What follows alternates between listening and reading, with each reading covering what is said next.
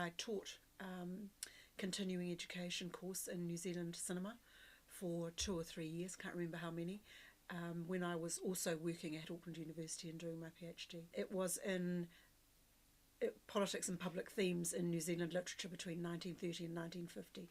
But what it meant was New Zealand writers deciding very consciously to create a New Zealand literature and to stop writing about nightingales, which we don't have any, and to stop writing about spring and April when it isn't, and to consciously New Zealandise it. And that was and I wrote about 6 different authors, I think, in 1986, I think was when I went to TVNZ, as the first commissioning editor. Katerina Denave came to visit me and said, I'm Katerina Denave, I'll be your friend, but you should know you've been brought here to get rid of all of our jobs. Now that hadn't occurred to me. It had occurred to me that we have in-house production, we have independent production, let 1,000 flowers bloom, what's the problem? But actually the agenda was, as Katerina said, and that is what happened. I don't think the crash made any obvious difference to us at that time. I mean, we were making programs with TVNZ money.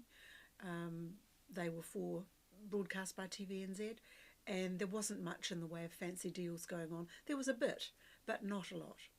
But it is the first time I saw how a tax structured deal actually worked. I remember lots of things from the time at TVNZ, Bread and Roses, where we started the development funding of that, and it took some considerable time for the scripts to be written and the money to be raised and all that, at which point TVNZ would have greatly preferred to forget about their commitment to fund it, but happily Robin Lang knew where the contract was. Another one I remember, An Angel at My Table, and that started when I was at TVNZ as well. I still remember it as one of the best scripts I've ever read, and they're so rare, scripts that are that compelling. There was a whole public sector philosophy at that time which redesigned great chunks of the public service into funder, provider and policy split models. Prior to that, you could have all of those things rolled up in one place, and then in that time, around about 1989, there was a philosophical shift,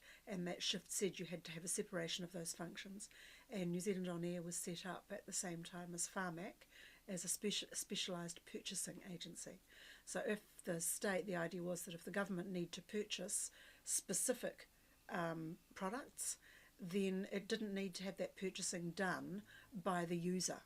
So the hospitals were the wrong people to purchase drugs, and the broadcasters were the wrong people to purchase television programs. It was very, very hard to create space in the broadcasting environment for this new organisation. There was a lot of support from TV3. TVNZ was supportive because it had to be, but unsurprisingly, it thought that most of the money should go to it and with as little fuss as possible because it had previously had the money. But they felt very uncomfortable and very aggrieved at that time, particularly I think because they maybe had assumed that since I had previously worked at TVNZ, I would understand rather better their position. But I didn't see it the same way at all. Before I went to TVNZ, I moonlighted for the Film Commission, doing script assessments, believe it or not. And what I worked on was what turned into Bridget Aiken's series called About Face. And that was the first time I met James Wallace and Peter Wells and Stuart Main and a whole lot of other people who worked on that wonderful series, that absolutely groundbreaking series, which left me with an abiding commitment to the value of the one-off authored drama. The thing that I was most struck by when I walked into the Film Commission was that it was an unreconstructed 70s organisation. That's exactly what it was, and it's exactly how it felt. So it had never gone through the funder-provider split and all that stuff. It didn't have any of that post-Roger Douglas thinking. And I found that, like a time warp. And it needed to change. I wanted it to think differently about how it did things and what it did, why it did what it did, and I felt that it was very important that it have a much higher level of industry-based expertise. So I set out to internationalise it. I didn't particularly tell too many people about that because there was a lot of resistance to it. So best to just get on and do it rather than talk about it too much. I remember Ian Mune's great catch cry that New Zealand content would be drowned by the roar of foreign sales agents. And happily didn't happen, but I understood what he meant by it.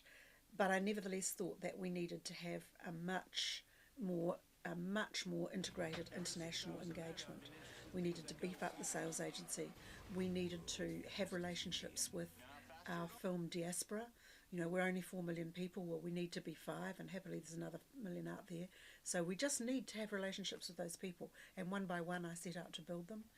And of course, Lindsay had a lot of relationships, and Lindsay was hugely generous in making available his connections and contacts. That was very important.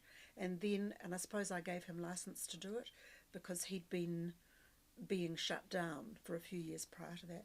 I wanted there to be the international workshop program, the interchange that brings, and the international financing of films, and some using of some international sales agents, which was what was done on Screen Visions. One of the challenges is how far should and does internationalisation want to go?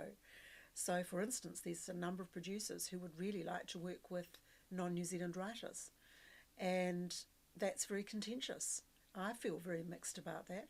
I mean, part of me thinks we should be working with the best in the world, and part of me thinks that on the whole, nobody except New Zealand is going to hire New Zealand writers. New Zealand writers have got particular insights which make New Zealand stories. So I'm conflicted about that, but I can see why the producers want to do it.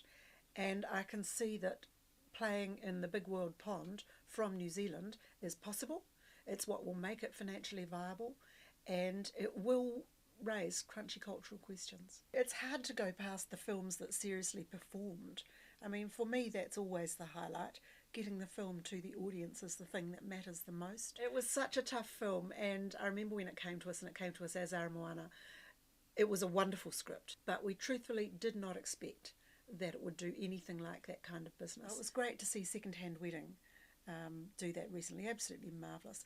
It's a hard business, and it's hard partly because there aren't that many films in any one year, and it took quite a long time before we started to get a roll of successes. It's a good environment for making films. It's a fabulous talent base now. It's amazing infrastructure. There is the new spiff to make work, which I think has got a lot of potential. I really do think it's got a lot of potential. I think it's quite hard, but producers are very inventive people and will make it work. I think that it will produce a broadening out, which I think will be good. I think both Australia and New Zealand are so marginal to the world industry that each of them has got their job to, scratch some crumbs off the cake to the best of their ability. And the Australians have got, a big, really pretty robust talent base. They haven't had the success with features in the last years that they would like, and I see that as a big challenge.